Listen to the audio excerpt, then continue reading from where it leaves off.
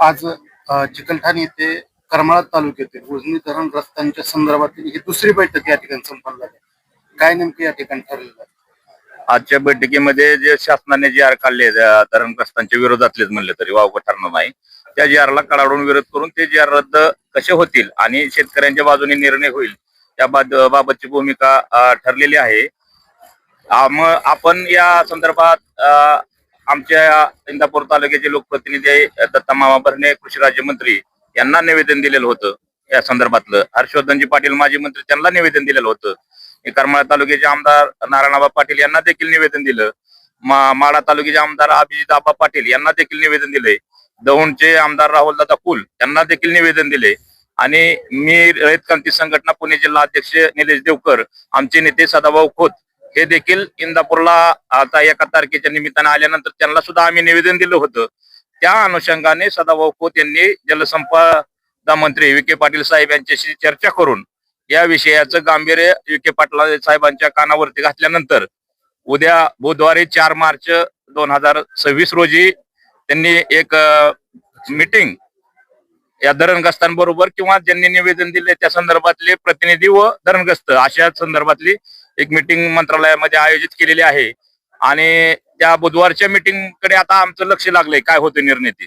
त्यानंतर गुरुवारी सदाभाऊ खोत यांनी लक्षवेधी देखील सभागृहामध्ये लागलेली त्यांची गुरुवारच्या ह्याच्यात गुरुवारच्या नियोजनामध्ये. त्या लक्षवेधीमध्ये देखील काय होते ते बघू. परंतु जर सकारात्मक निर्णय शेतकऱ्यांच्या बाजूनी झाला नाही तर संघर्ष हा अटळ आहे. आणि त्या संघर्षासाठी सगळ्यांनी साथ द्यावी किंवा सगळ्या शेतकऱ्यांनी जागृत राहावं. हे मेळावे आमचे यापुढे सुद्धा चालूच राहतील. आता खर तर या ठिकाणी आज चिकलठाणमध्ये बैठक झालेली आहे. कशा प्रकारे प्रतिसाद होता शेतकऱ्यांचा? अतिशय चांगल्या पद्धतीने या ठिकाणी धरणग्रस्त शेतकऱ्यांचा आम्हाला प्रतिसाद मिळाला. आणि जो शासनाने ऑक्टोबर 2025 मध्ये जो जी आर काढलेला आहे, ज्या जमिनी या ठिकाणी शासनाने धरण बांधताना संपादित केलेल्या होत्या परंतु त्या पाण्याबाहेर राहतात, त्या जमिनी प्रॉपर ह्या त्या संबंधित शेतकऱ्यांना या ठिकाणी द्याव्यात. ज्यांच्या जमिनी संपादित केल्या त्याच शेतकऱ्यांना त्या जमिनी द्याव्यात असं या ठिकाणी प्राधान्यक्रमाने ठरलेलं आहे. आणि तो जो जी आर काढलेला आहे त्या जी आर कॅन्सल करून ज्या लोकांच्या जमिनी संपादित झालेल्या आहेत त्यांनाच त्या जमिनी गाळपीसाठी द्याव्यात, ह्याच्यासाठी आम्ही या ठिकाणी आग्रही मागणी आम्ही या ठिकाणी करत आहोत. कशा प्रकारे या ठिकाणी लोकांचा प्रतिसाद किंवा जनजागृतीच्या माध्यमातून त्यांच्यापर्यंत आपण पोहोचणार? कारण या निर्णयाचा फटका नुसत्या गाळपीरवाल्या संबंधित शेतकऱ्यांना नाही तर तो सर्व शेतकऱ्यांना आहे. कारण प्रत्येक शेतकऱ्याची पाईपलाईन ही त्या संबंधित गाळपीर जमिनीतून आहे. त्याचबरोबर मच्छीमारांचा जी व्यवसाय असेल तो पण पूर्णतः या ठिकाणी बंद होणार आहे. त्यामुळं या पूर्ण लढ्यात म्हणजे असं नुसतं गाळपीरवालेच शेतकरी त्याच्यात सामील आहेत अशातला विषय नाही. प्रत्येक हा शेतकरी आणि प्रत्येक मच्छीमार आणि शेतकऱ्यावर डिपेंड असणारा रोजंदारी करणारा शेतमजूर सुद्धा या लढ्यात सक्रिय आहे. खाजगीकरणाच्या उद्देशाने किंवा येथील जे बाहेरचे जे लोक असतील त्यांना या ठिकाणी बोलवून त्यांच्या माध्यमातून येथील विकास करण्याचा हा घाट घातला जातोय, परंतु शेतकरीच विकासापासून दूर जातोय. कसं आहे माहिती का, विकास हा म्हणता येत नाही. कारण हा प्रायव्हेट कंपनीला आपण शासन जमिनी द्यायचा प्रयत्न करतोय.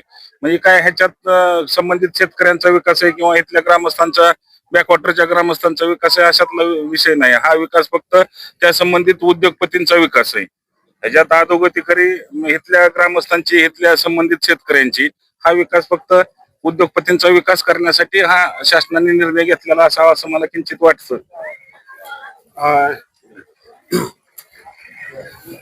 या ठिकाणी जसं आता सांगितलं की कुठेतरी उद्योगपतींचाच विकास करण्यासाठी हा निर्णय घेतला जातोय. सोलर जो आहे तो उजनी धरणाच्या पाण्यावर सुद्धा करंट सोलर बसवून स्वनियोजन कुठेतरी कानावर येत आहे काय?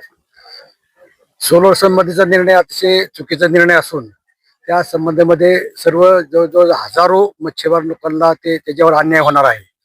त्यामुळे शासनाने जो सोलर बसवण्याचा निर्णय घेतला आहे किंवा ऑक्टोबर 2025 जो धरणग्रस्त शेतकऱ्यांच्या गाळपेची जमिनी परत घेण्याचा निर्णय घेतला आहे तो निर्णय रद्द करण्यासाठी आम्ही हजारो शेतकरी इथे तयार झालेलो आहोत. आज आज चिकलठाणे येथे हजारो शेतकऱ्यांनी अतिशय तीव्रपणे या गोष्टीचा धिक्कार केला आहे की आज जे प्रत्येक शेतकऱ्याला लाखो शेतकऱ्यांच्या पाईपलाईन नदीवर आहेत आणि प्रत्येक शेतकऱ्याला नदीवर जावं लागतं. आज उद्या जर शासनाने ह्या जमिनी घ्यायचा प्रयत्न केला तर शेतकरी कुठं जायचं? आज पाईपलाईन असतील, कुणाचे ट्रान्सफॉर्मर असतील, विजेच्या तारा असतील आणि ह्या गोष्टीचा केवळ ठराविक मुठभर लोकांचा फायदा होण्यासाठी शासनाचा हा निर्णय झालेला असावा. परंतु हा निर्णय अतिशय चुकीचा असून हजारो आम्ही ज्यांच्या जमिनी जरी पाण्यात नाही गेल्या फक्त धरणग्रस्त आहेत असे लोक जवळजवळ तालुक्यातले 27 लोक ठामपणे आणि तालुक्यातले सर्वसामान्य जनता या निर्णयाला कठोर विरोध करणार असून वेळ प्रसंगी आम्ही तालुक्यातील सर्व शेतकरी कुंभे खटाव आदरणीय बंडकर सरांच्या नेतृत्वाखाली, शिंदे साहेबांच्या नेतृत्वाखाली हजारो लोकांचा मेळावा घेऊन त्या संबंधित मंत्र्यांना आदरणीय मुख्यमंत्री फडणवीस साहेब असतील, शिंदे साहेब असतील, मंत्री पवार साहेब असतील यांना निवेदन दिलं असून आमच्या ज्या व्यथित मागण्या आहेत, कथित मागण्या आहेत त्यांना सादर करून हा निर्णय मागे घेण्यासाठी भाग पाडू. करमाळा तालुक्यातील जे काही धरणग्रस्ताच्या संदर्भातील जे काही मुद्दे असतील त्या संदर्भात जसं पाहिलं गेलं की आता धरणग्रस्ताच यामध्ये सहभागी होत आहेत, परंतु इतर राजकारणामध्ये सर्वच नेते मंडळी जसे अग्रेसर असतात तसे या ठिकाणी दिसून येत नाही. नाही, बरोबर, राजकारणाचा विषय वेगळा असून हा राजकीय नेते जसे ह्या सामाजिकच हे काम आहे ना, असं मग ह्या मुद्द्यासाठी एकत्र येतात. ह्या मुद्द्यासाठी आता सर्व आमची नेते मंडळी एकत्र येणार असून हा प्रत्येक घटकावर अन्याय होणार आहे. हा आता एवढ्या विषयाचं गांभीर्य आहे की प्रत्येक घटकावर अन्याय होणार असून ह्यात सर्व नेते असतील, सर्व पक्षी नेते असतील, सर्व राजकीय गोष्टी जोडलेल्या बाजूला ठेवून ह्यामध्ये आम्ही सहभागी होणार आहोत आणि कडाडून शासनाला विरोध करणार आहोत. कशा प्रकारे गावचा प्रतिसाद आहे?